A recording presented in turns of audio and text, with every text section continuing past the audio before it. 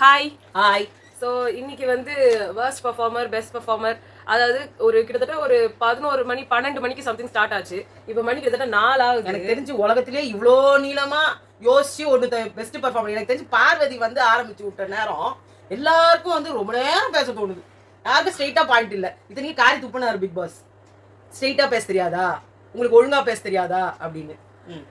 என்னமோ அது வந்து போயிட்டு இருக்கு. சரி, இன்னொரு சைட்ல வந்து எவிக்ஷன் அப்டேட்ஸ் ஏதாவது பார்க்கலாம் அப்படின்னு சொல்லிட்டு நம்ம ட்விட்டர் பக்கம் இன்ஸ்டாகிராம் பக்கம் போனா ஒரு சைட்ல வந்து துஷாரும் ரம்யாவும் எவிக்டட்ன்றாங்க, இன்னொரு சைட்ல துஷாரும் பிரவீன் ராஜும் எவிக்டட்ன்றாங்க. ஆக மொத்தம் துஷார்ன்றவர் எவிக்டட் அது மட்டும் தெரியுது. ஆனா ரம்யாவா பிரவீன் ராஜான்ற ஒரு பெரிய கன்ஃபியூஷன் போயிட்டு இருக்கு.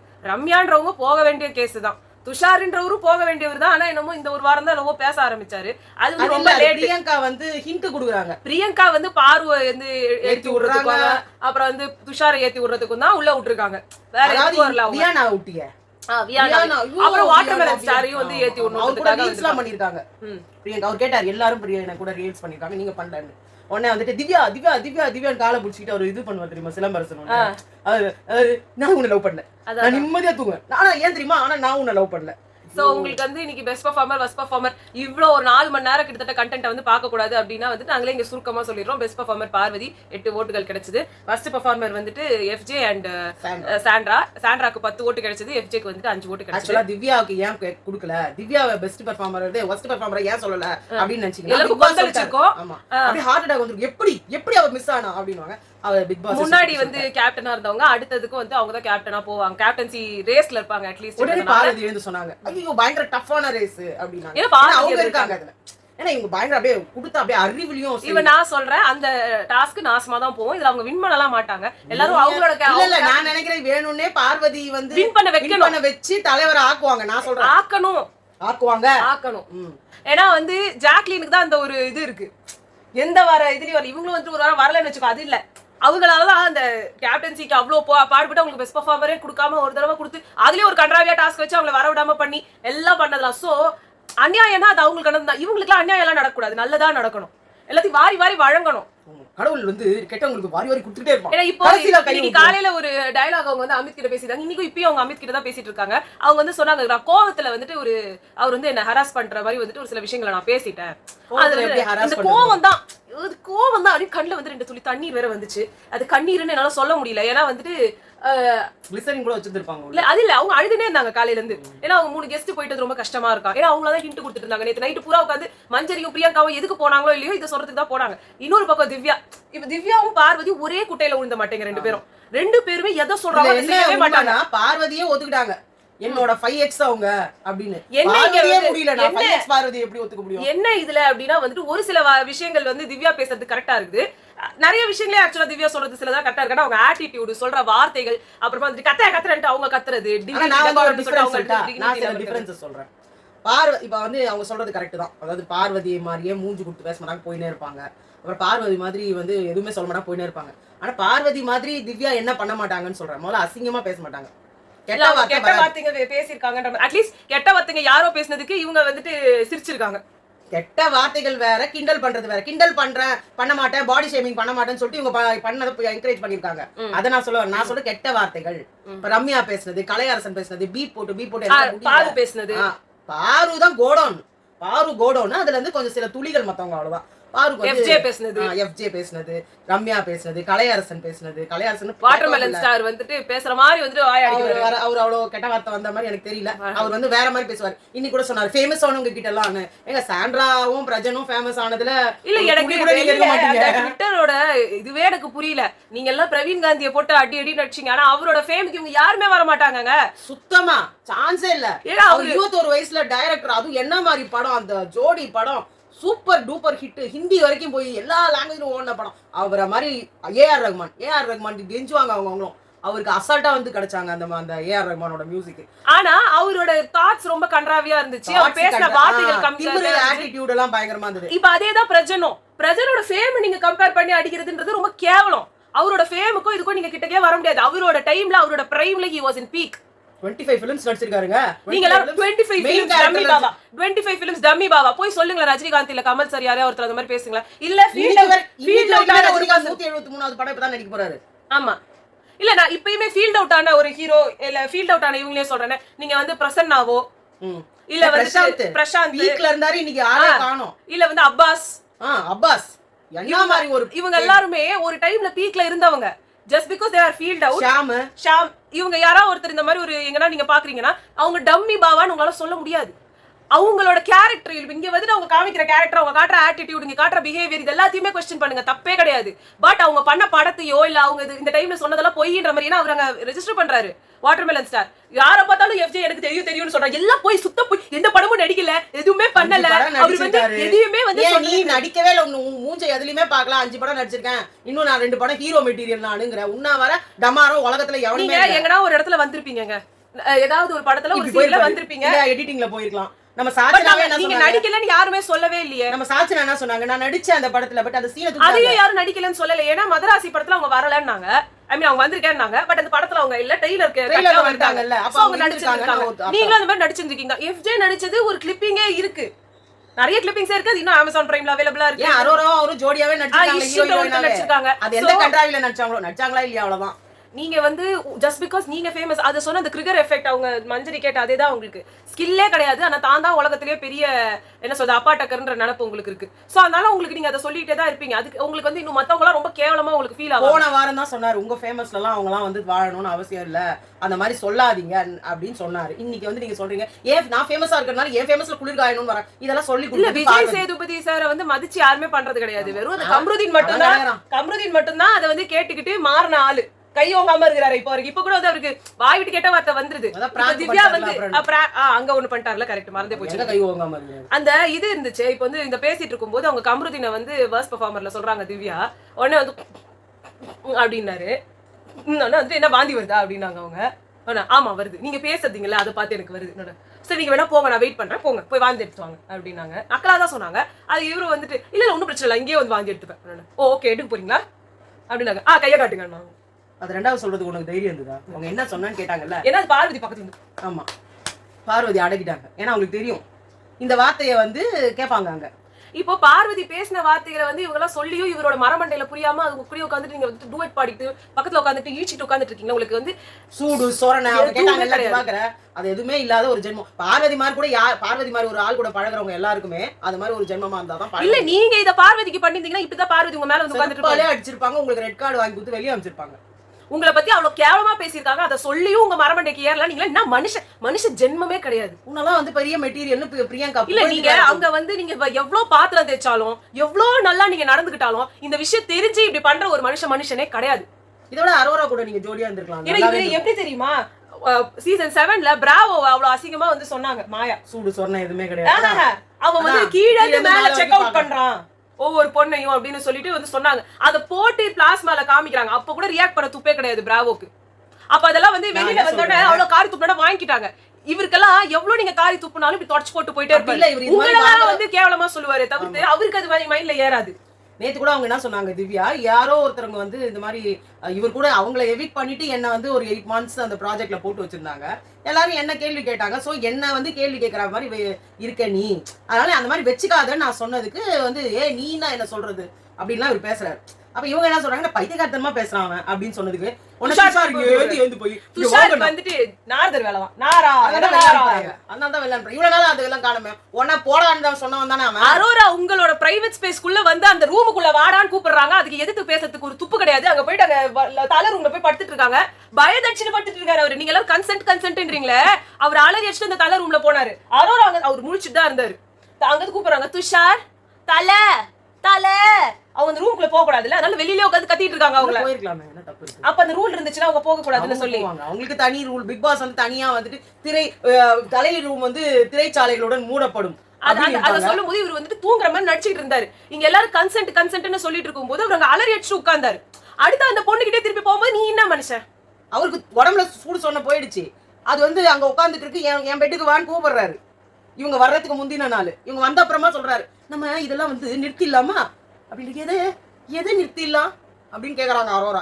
இந்த லட்சணத்துல பிக் பாஸே வந்து சொல்றாரு, நானா தானே இருக்கேன், இன்னும் என்ன வேணும் இந்த ஆளுக்குன்னு நீங்க எல்லாம் நினைக்கலாம்.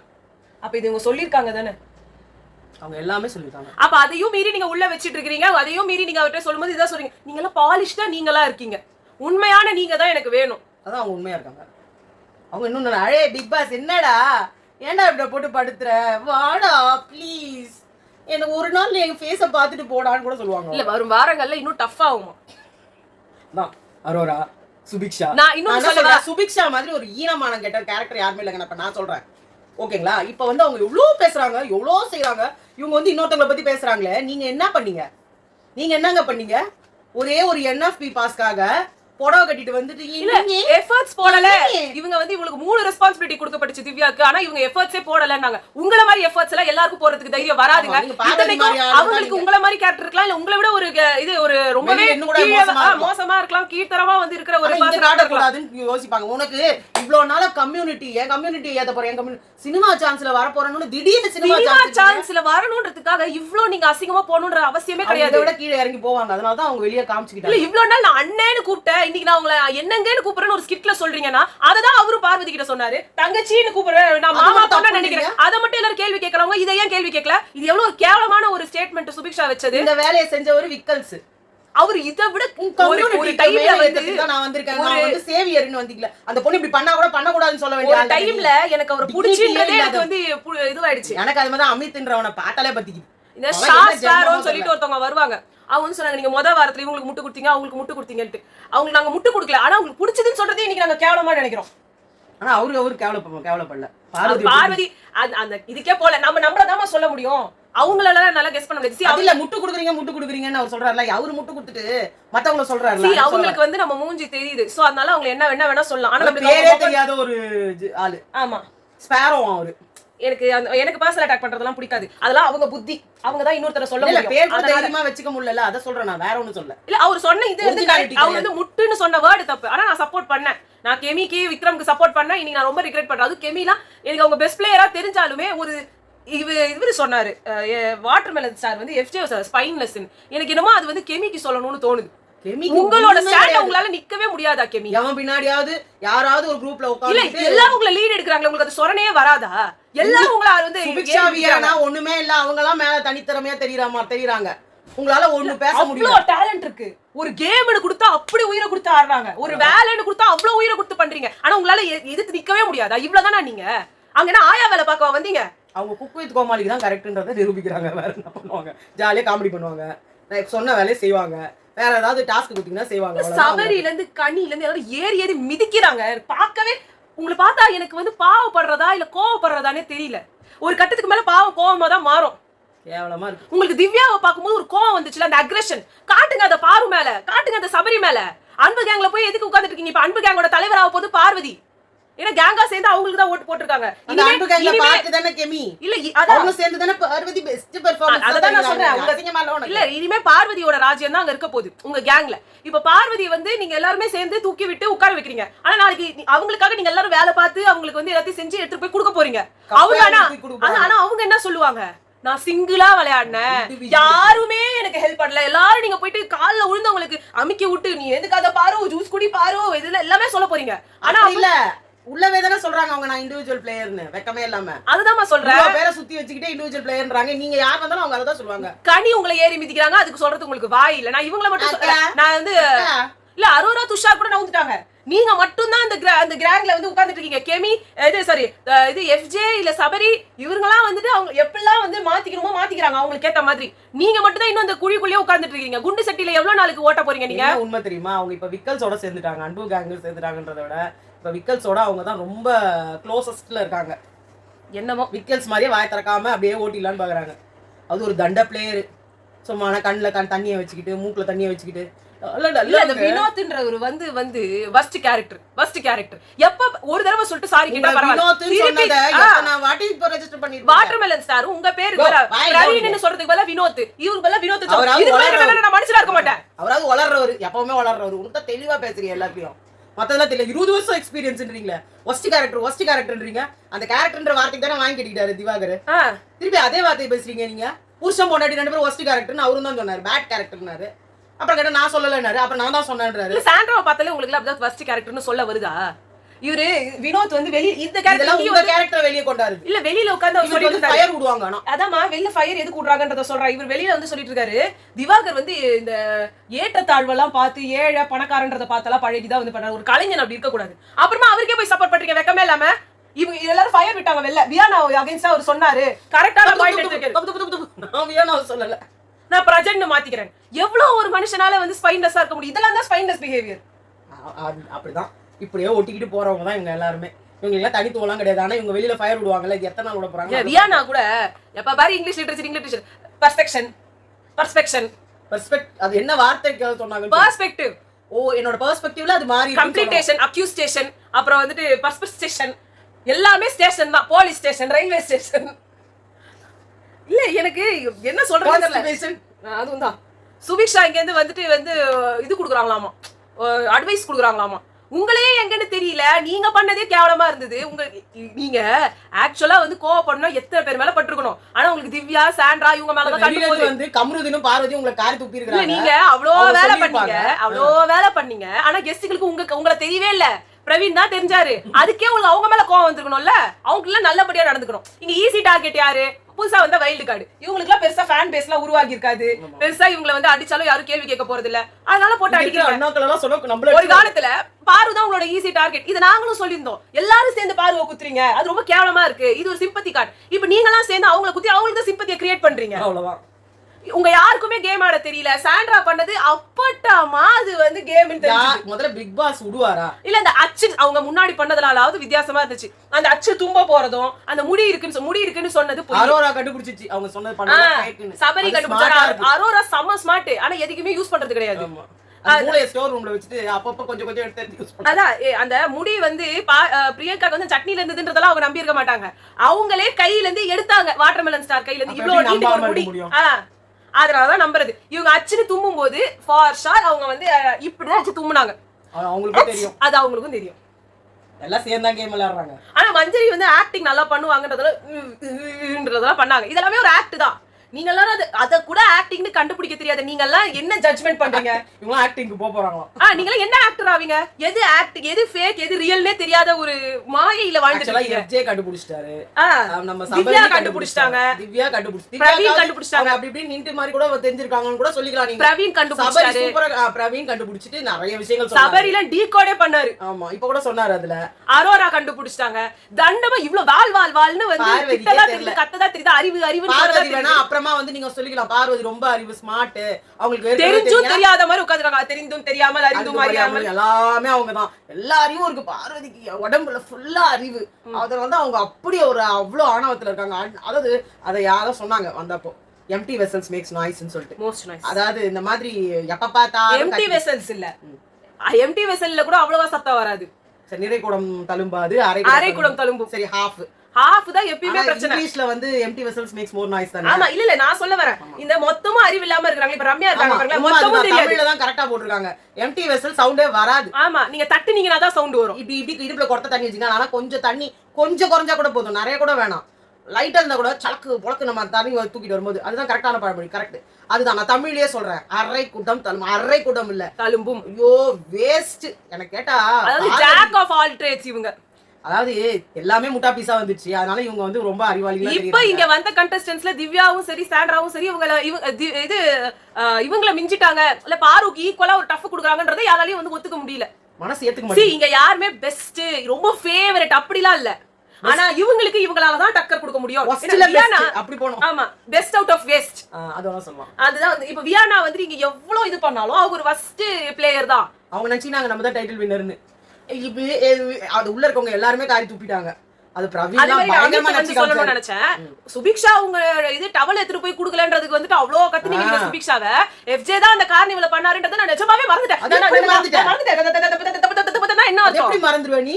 ஒரு செகண்ட் அந்த ஹாட் டவல கூல் டவல் ஏதோ ஒரு டவல கொண்டு வந்து கொடுத்தது அது ஒரு பெரிய உலகமாக விஷயம் இல்ல. பட் அங்க ஹாலோவின் பார்ட்டின்னு சொல்லி சொன்னது இவர் இம்ப்ரெஸ் ஆனதே அதுலதான். என்னப்பா ஹாலோவின் பார்ட்டி எல்லாம் சொல்றாங்க, என்னப்பா வேற லெவல்ல இருக்கு திங்கிங் அப்படின்னாங்க.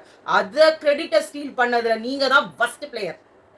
உங்கள மாதிரி நான் எக்ஸ்பெக்ட் பண்ணவே இல்ல. அதே மாதிரி பிரஜன் சொன்ன பாயிண்ட் நான் சொல்லணும்னு நினைக்கிறேன். அங்க போய் சாண்ட்ராவை ஒரு ரூம்ல போட்டு பூட்டணும்னு போன ஒரு கேவலமான ஐடியா உங்க மண்டையில தான் வருங்க. நீங்க சொல்றீங்க உங்க பொண்ணுக்கு நீங்க ஒரு நல்ல எக்ஸாம்பிளா இருக்கணும். தப்பு பண்ணுச்சுங்க, எடுத்துட்டு போய் உள்ள போட்டு ரூமை போட்டு கையை போட்டு மூடிப்பீங்களா? இன்னும் அப்படி நான் யோகியமான பிளேயர் உங்க பொண்ணு உங்களை பத்தி காரி துப்பாது. ஒரு ஆண்டி உங்க அப்பா எங்க டாடி வந்து உள்ள வச்சு பூட்டி வெளியே தள்ள எது எடுத்தாலும் இது ஒரு டாஸ்க்னு உங்களால வந்து உங்களால திங்க் பண்ணவே முடியல.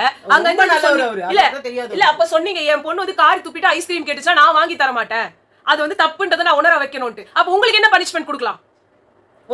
just because she doesn't come into அவங்க எதுவுமே பண்ணல, அவங்க இங்க அங்கேயும் நடந்துட்டு இருந்தாங்க, throw her out ன்னு அவங்க சொன்னாங்க. சொன்ன உடனே நீங்க உடனே வந்துட்டு ஒரு ரூம்ல போட்டு பூட்டிடுவீங்கன்னா இப்போ நான் வந்து இந்த கூட அந்த வார்த்தை எப்படி யூஸ் பண்ணலாம்? இல்ல நான் இது கூட அந்த வார்த்தை எப்படி யூஸ் பண்ணலாம்? நான் வந்து ஒரு நிஜ ஹோட்டலோட ஒரு இதுக்கே வரேன். ஒரு கஸ்டமர் இருக்காங்க, அவங்க ரூம்ல போட்டு உங்களால பூட்ட முடியாது, எந்த ரூம்லயும் உங்களால அவங்கள போட்டு பூட்ட முடியாது. சோ நீங்க என்ன பண்ணுவீங்கன்னா ஒரு ஸ்டோர் ரூம்ல போய் பூட்டி வைப்பீங்க. அப்படி நீங்க பண்ற ஒரு இதுல நான் வரேன் ஏதாவது திருடிட்டா அது மாதிரி தான். இல்லம்மா இவங்க பண்ணதா நான் சொல்றேன். அத வந்து நீங்க ஸ்டோர் ரூம்ல போய் பூட்டுவீங்க, கரெக்ட்டா? ஸ்டோர் ரூம்ல போய் பூட்டி அவங்களுக்கு எதா ஆயிருந்தா, இங்க இதெல்லாம் ஆகுறதெல்லாம் இல்ல, நீங்க குடுக்குற எக்ஸாம்பிள் அதுதான். யாரோ ஒருத்தர் வந்து இந்த மேனேஜ்மெண்ட்டுக்கு எதிரா பேசினா அவங்களை தூக்கிட்டு போய் உள்ள போட்டுருவேன். ஆல்ரெடி இங்க கொல்கட்டா கேஸ்ல இருந்து எல்லா கேஸும் இதனால தானே வந்தது. ஒவ்வொரு பொண்ணு உயிரை விட்டதே அதால தானே. மேனேஜ்மெண்ட்டுக்கு எதிரா பேசினா அவங்க நான் வந்து இவ்வளவு டிராஸ்டிக்கா ஸ்டெப் எடுப்பேன். இததான் நீங்க இங்க சொல்லிடுறீங்க. நீங்க இங்க சொல்றீங்க இது சொசைட்டியை பாதிக்கும், சொசைட்டி இதுவும் தான் சொசைட்டியை பாதிக்கும். ஒரு ஸ்டூடெண்ட் தப்பு பண்ணானா ஒரு ரூம்ல வச்சு டீச்சர் பூட்டிடலாமா? இல்ல நான் கேக்குறேன், ரூம்ல வச்சு பூட்டா என்ன நடக்கும்? அதான் நடக்குது நிறைய இடத்துல. அததான் நான் இப்ப சொல்ல வரேன். என்ன கோவில்ல திருடிட்டாருன்னு சொல்லிட்டு அவரை வச்சு அடின்னு அடிச்சு காலி பண்ணிட்டாங்க. என்ன நடந்தது? இதான் நடக்கும். நீங்க அததான் சொல்றீங்க, நாங்க என்ன சொல்றீங்க? நீதி, நேர்மை, நியாயம், மண்ணாங்கட்டி, அததான் நான் சொல்றேன். இதெல்லாம் பேசிட்டு இத மாதிரி பண்றீங்களே, அப்புறம் நீங்க எப்படி இதெல்லாம் பேசுறதுக்கு லாயக்கான பர்சன்? அதே வார்த்தை அதே திவ்யா பண்ணிருந்தா என்ன பண்ணிருப்பாங்க? அவ்வளவு முடிஞ்சு போச்சு. எங்க ஒண்ணுமே மனோ வந்து அங்க வந்து பாடுறாரு, அவரு வந்து அங்க சாண்ட்ரா வந்து மலையாள சாங் வந்து கேட்டாங்க, நீங்க பாடுறீங்களான்னு சொல்லிட்டு. எல்லாருக்குமே தெரியும் அவங்க மலையாளின்னு. ஒரே எல்லா இடத்துலயும் வந்துட்டு ஐயோ மலையாளின்னு காட்டிக்கிறாங்க. அவங்க வந்து வாயை திறந்தா கன்னடம். அதெல்லாம் இப்ப சொல்ல வந்தேன். அவருக்கு ஏன் யாருமே சொல்ல மாட்டீங்க? அவரும் அங்க கன்னட பாட்டு பாடுங்கன்னு கேட்டாரு. பார்வதிக்கு சப்போர்ட் பண்றாரு. இங்க மட்டும் இல்ல, தீபக் கிட்டயும் போயிட்டு உங்களை பார்த்தாலே கன்னடம் தெரியுது சார், நீங்க நம்ம ஆளுன்னு தெரியுது சார், நீங்க நம்ம ஆளாதான் இருக்க முடியும் நான் நினைச்சேன் சார். இப்படி எல்லாம் பேசுறாரு. அப்ப இத என்ன சொல்லுவீங்க? அவங்க நீ அதுக்கு நீ கன்னட பிக் பாஸ் போயிருக்கணும். நீங்க அங்கதான் வந்து பிக் பாஸா இருந்தீங்கல்ல, அங்கேயே கண்டஸ்டன்டா போக வேண்டியதானே. உங்களை யார் இங்க கூப்பிட்டா? யாரும் உங்களை கூப்பிடலையே. அமித் பால் முன்னாடி ஒரு லைவ் வச்சு எல்லாரையும் வர வச்சு பேச வச்சு எதுக்கு இதெல்லாம் பண்ணீங்க? எல்லாம் வந்தவன அவருக்கு இருக்குது நிறைய. இதுக்கு அவங்க வைஃப் வந்து ஒரு இது வேற போட்டுட்டு இருக்காங்க, அவங்க பண்ற நல்ல விஷயத்தெல்லாம் எடுத்து நான் போட போறேன்னு சொல்லி. போட மாட்டாங்க இனிமே எந்த வீடியோ. காரி துப்புற மாதிரி ஒரு பிஹேவியர். அங்க வந்துட்டு நீ எஃப்ஜேக்கு கிரெடிட் கொடுக்க மாட்டே, அதே இதுல இன்னொன்னுக்கு வந்து அவ்வளவு கோவப்படுவ. அப்ப எல்லாமே முரண்பாடா இருக்கே. உங்களுக்கு இது ஞாபகம் இல்லைன்னா அதுவும் ஞாபகம் இல்ல. அதே மாதிரி பார்வதி போய் டச் பண்ணதுக்கு பிரஜன் வந்து சொன்னாரு, இப்போ எனக்கு ஃபேமிலி இருக்கு, எனக்கு எத்திக்ஸ் இருக்கு, எனக்கு வெளியில லைஃப், எனக்கு ஃப்ரெண்ட்ஸ் எல்லாம் பெருசா, அப்புறம் எதுக்கு நான் பிக் பாஸ் வந்தியா? அந்த பொண்ணு ஐயோ அது என்னன்னு சொல்றதுனே தெரியல. அந்த பொண்ணு எதாவது இருக்கு காரணம்.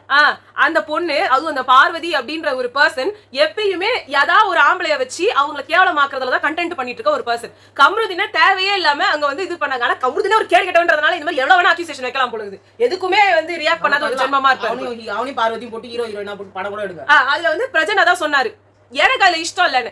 இது சாண்ட்ரா சார் ஏன் கண்ணு முன்னாடியே நீங்க வந்து அவரை வந்து சைட் அடிக்கிறேன்னு சொல்றீங்க. ஒண்ணு பூமரா இருக்காங்க.